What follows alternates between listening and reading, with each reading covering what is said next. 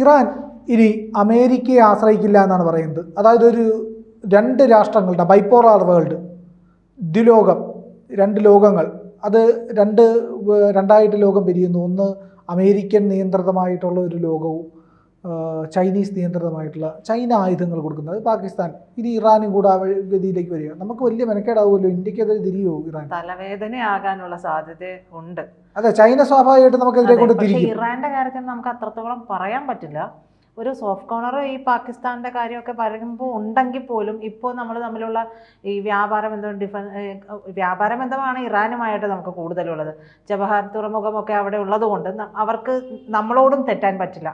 എന്തായാലും ഇറാൻ ഇപ്പോൾ നല്ല തിരിച്ചടി, ഒന്നാന്തരം തിരിച്ചടി അമേരിക്കക്ക് കൊടുത്തിട്ടുണ്ട്. അത് ഈ അമേരിക്കയുടെ ഈ ലോകരാജാവ് പദവിക്ക് ഏറ്റ ആ ഒരു അഹന്തയുണ്ടല്ലോ, ആ അഹന്തയ്ക്കേറ്റ നല്ല ഒന്നാന്തരം തിരിച്ചടിയാണ് എന്ന് തന്നെ പറയേണ്ടി വരും. കാരണം അവർ ഇതുവരെ ഉപയോഗിച്ചുകൊണ്ടിരുന്ന GPS സംവിധാനമുണ്ടല്ലോ, അവരുടെ നാവിഗേഷൻ ടെക്നോളജി, അത് പാടെ അങ്ങ് ഇറാൻ ഉപേക്ഷിച്ചു. ഇന്നാടോ നിങ്ങളുടെ സാധനമൊന്നും ഞങ്ങൾക്ക് വേണ്ട, ഞങ്ങൾ നിങ്ങളെ അങ്ങ് എന്താ പറയുക, ബന്ധം മുറിക്കുക, തലാക്ക് ഇല്ല എന്ന് പറയുന്നത് പോലെ ഞങ്ങൾക്ക് നിങ്ങൾ ഇത് വേണ്ട എന്ന് പറയുക തന്നെയാണ് ചെയ്തിട്ടുള്ളത്. അപ്പോൾ അതിന് പകരം സാങ്കേതികവിദ്യ എന്തായാലും ഇറാന് ആവശ്യമുണ്ട്. അത് ഏതൊരു രാജ്യത്തിനായാലും അത്തരത്തിൽ തന്നെ ആവശ്യം വരും. അപ്പോൾ അത് ഉപയോഗിക്കാൻ പോകുന്നത് ചൈനയുടെ സാങ്കേതിക വിദ്യയായിട്ടുള്ള ബെയ്ഡോയാണ്. അതാണ് ഇനി GPS, ഇവരുടെ അമേരിക്കയുടെ GPS സംവിധാനത്തിന് പകരം ഉപയോഗിക്കാൻ പോകുന്നത് എന്നുള്ളതാണ് തീരുമാനം. അപ്പോൾ അധികം വൈകാതെ തന്നെ ഇന്റർനെറ്റ്, കാർഷികം, ഗതാഗതം തുടങ്ങിയ മേഖലകളിലൊക്കെ ഇറാൻ ബെയ്ഡോ സാങ്കേതികവിദ്യ ഉപയോഗിച്ച് തുടങ്ങുമെന്നുള്ള അറിയിപ്പുകളാണ് ഇപ്പോൾ വരുന്നത്. ഈ സാങ്കേതിക വിദ്യ പോലും യുദ്ധത്തിനായിട്ടൊക്കെ ഉപയോഗിച്ചുകൊണ്ടിരിക്കുന്നത് നമ്മൾ കുറച്ച് മുമ്പ് സംസാരിച്ചപ്പോൾ പോലും അതാണ് പറഞ്ഞത്. അപ്പോൾ അതെല്ലാം ഉപയോഗിക്കുന്ന സമയത്താണ് അമേരിക്കയുടെ ഇത്തരത്തിലുള്ള മുന്നേറ്റത്തിന് കൂടിയുള്ള തിരിച്ചടി ആകുന്നത്. കാരണം ഒരു രാജ്യം ഉപേക്ഷിക്കാൻ പിന്നാലെ ആളുകൾ വരാനുള്ള സാധ്യതകളും ഇപ്പോഴത്തെ ഒരു അമേരിക്കയുടെ നിലപാടുകളും വെച്ച് നോക്കുമ്പോൾ സാധ്യതകൾ കൂടുതലാണ് എന്ന് തന്നെ നമുക്ക് പറയേണ്ടി വരും. അപ്പോൾ ടെക്നോളജി രംഗത്ത് ചൈന അമേരിക്കയെ മറികടക്കാനുള്ള ഒരു വഴി കൂടി, ഈ ടെക്നോളജി വൈസ് ഇവർ തമ്മിൽ എപ്പോഴും അടിയാണല്ലോ. ഈ അടി ഉള്ളത് കൊണ്ട് തന്നെ ഈ അമേരിക്കൻ ടെക്നോളജി ഉപേക്ഷിക്കുമ്പോൾ സ്വാഭാവികമായിട്ടും അമേരിക്കയെ മറികടന്നുകൊണ്ട് തന്നെ ചൈന വരുമ്പോൾ ചൈനയുടെ സാങ്കേതിക വിദ്യയ്ക്ക് കുതിപ്പുണ്ടാകാനുള്ള സാധ്യതയുണ്ട്. ഇപ്പോൾ ചൈനീസ് സ്റ്റാർട്ടപ്പായിട്ടുള്ള DeepSeek ലാർജ് ലാംഗ്വേജ് മോഡൽ ChatGPTയെ കടത്തിവെട്ടിയപ്പോൾ തന്നെ കുറഞ്ഞ മൂലധനത്തിൽ മികച്ച ടെക്നോളജികൾ നിഷ്പ്രയാസം തയ്യാറാക്കാനായിട്ട് ചൈനയ്ക്ക് കഴിയും എന്നുള്ള ഒരു കാര്യം പുറത്തു വരികയും അതിൽ നെഞ്ചിടിപ്പ് അമേരിക്കയ്ക്ക് ഉണ്ടാവുകയും ഒക്കെ ചെയ്തിട്ടുണ്ട്. ഈ 12 ദിവസം നീണ്ടു നിന്നിട്ടുള്ള ഇറാൻ ഇസ്രായേൽ യുദ്ധത്തിനിടെ ഇറാൻ്റെ ആണവ അടിസ്ഥാന സൗകര്യ കേന്ദ്രങ്ങളെ എവിടെയെന്ന് കണ്ടെത്തി ആക്രമിക്കാൻ ഇസ്രായേലും അമേരിക്കയും ഈ GPS സംവിധാനം ഉപയോഗിച്ചിട്ടുണ്ട് എന്നുള്ള തിരിച്ചറിവ് കൂടി ഇറാന് ഈ ഒരു തീരുമാനമെടുക്കുന്നതിന് പിന്നിലുണ്ട്.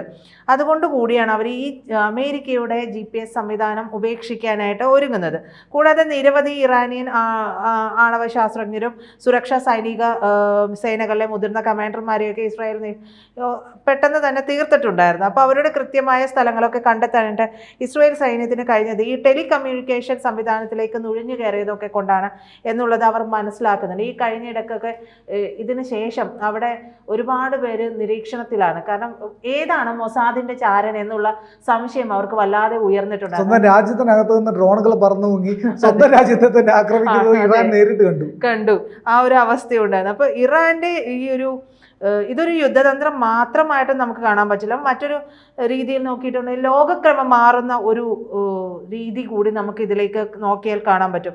ഇതുവരെ അമേരിക്കയ്ക്ക് ചുറ്റും കറങ്ങിക്കൊണ്ടിരുന്ന ലോകരാജ്യങ്ങൾ, അമേരിക്ക പറയുന്നതിനൊക്കെ റാൻ മൂളിക്കൊണ്ടിരുന്ന ലോകരാജ്യങ്ങൾ, അവിടേക്ക് ഇത്തരത്തിലൊരു തീരുമാനമായിട്ട് രംഗത്ത് വരിക. അപ്പോൾ അതിന് തുടക്കം കുറിച്ചതാണെങ്കിൽ ഇന്ത്യ തന്നെയാണ്. അത് നമുക്ക് വളരെ അഭിമാനത്തോടു കൂടി തന്നെ പറയാനും പറ്റും. അപ്പോൾ ബ്രിക്സിലാണെങ്കിലും എവിടെയാണെങ്കിലും നമ്മൾ അമേരിക്കയ്ക്ക് വഴങ്ങിയിട്ടില്ല എന്നുള്ളതാണ്. ഇപ്പോൾ വ്യാപാര കരാറുമായി ബന്ധപ്പെട്ട് തന്നെയാണെങ്കിൽ August 9 എന്നുള്ളൊരു അവസാന ഡേറ്റ് വെച്ചിട്ടുണ്ട്. അതിലും കാര്യങ്ങൾ നടപടിയാവുന്ന ലക്ഷണമില്ല. അമേരിക്കയ്ക്ക് വഴങ്ങുന്ന ഒരു രീതിയിലേക്ക് നമ്മൾ പോകുന്ന കാര്യമേ ഇല്ല എന്ന് തീർത്ത് പറയുക കൂടി ചെയ്തിട്ടുണ്ട്.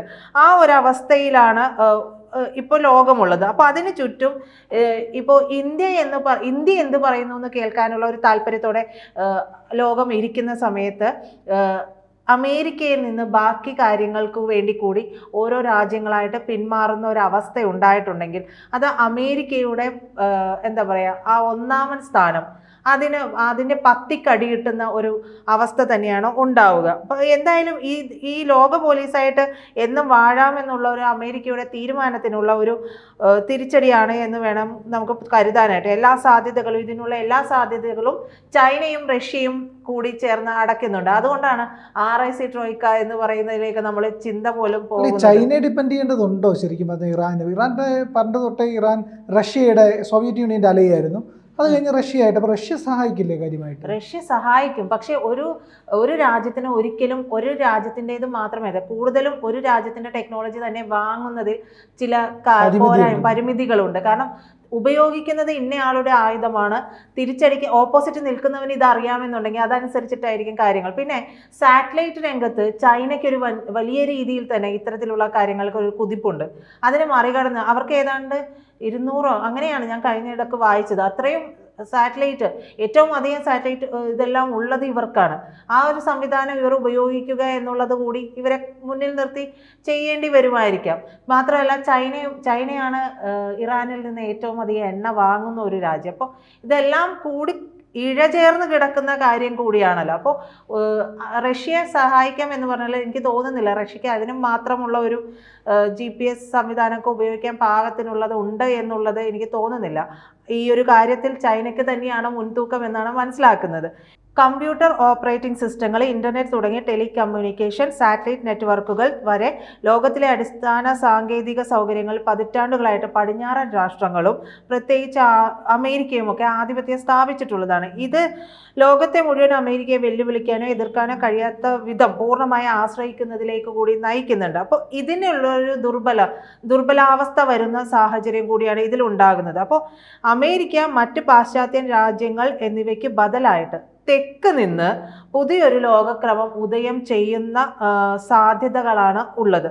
ചൈന, റഷ്യ, ഇന്ത്യ, ഉത്തര കൊറിയ, ഇറാൻ അടക്കമുള്ള രാജ്യങ്ങൾ കൈകോർത്തുകൊണ്ട് അതിനുള്ള സാഹചര്യങ്ങൾ സൃഷ്ടിക്കുന്ന ഒരു സ്ഥിതിവിശേഷം ഇപ്പോഴുണ്ട്. 2013 മുതൽ തന്നെ അമേരിക്ക സാങ്കേതിക വിദ്യാരംഗത്തുള്ള ആധിപത്യം ഉപയോഗിച്ച് ഡാറ്റ ഉപയോഗിച്ചുള്ള കുറ്റകൃത്യങ്ങൾ ചെയ്തു വരുന്നുണ്ട് എന്നുള്ളതാണ് റിപ്പോർട്ടുകൾ പ്രകാരം പറയുന്നത്.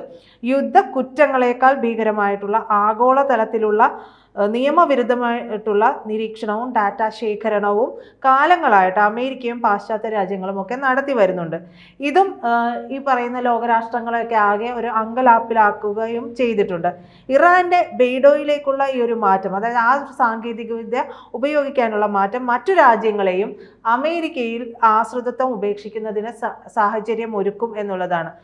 ചിലപ്പോൾ ഒരാൾ നിന്നാൽ മതിയല്ലേ, ഒരാൾ വന്ന് നിന്ന് ഞാൻ ഇവനൊപ്പം ഇല്ല എന്ന് പറയാൻ കാത്തിരിക്കുന്ന ഒരു കൂട്ടം രാജ്യങ്ങൾ ഉണ്ടാകും. അതുപോലെ തന്നെ ഈ പറയുന്ന ഇറാൻ അതിനൊരു മുന്നിട്ടിറങ്ങുകയാണെങ്കിൽ ഇതുപോലെ തന്നെയല്ലേ സംഭവിക്കുക. പക്ഷെ അവിടെ ചൈന വരുമ്പോൾ നമുക്ക് അവിടെയും ചൈന എന്തിൽ വന്നാലും ഒരു ആശങ്ക നമുക്ക് ഉണ്ടാകേണ്ടതുണ്ട് എന്നാണ് തോന്നുന്നത്, അല്ലേ? തീർച്ചയായിട്ടും. ചൈന എന്ന് പറയുന്ന രാജ്യം അതാണ്, ഒരു അക്രമി രാഷ്ട്രീയം, ഒരു രാഷ്ട്രമാണത്. അവരുടെ സ്വഭാവം എന്ന് പറഞ്ഞാൽ അറിയാമല്ലോ, ഈ പറയുന്ന ഉപ്പിൽ പോലും വിഷം ചേർക്കുന്ന, ഉപ്പിലാരും വിഷം ചേർക്കില്ല. കാരണം ഉപ്പ് അത്രയേറെ സമൃദ്ധമായിട്ട് കിട്ടും, കടലിലെ വെള്ളം എടുത്ത് വറ്റിച്ചാൽ മതി. അപ്പോൾ ഉപ്പിൽ പോലും വിഷം ചേർക്കുന്ന ഒരു രാജ്യമാണ് ചൈന.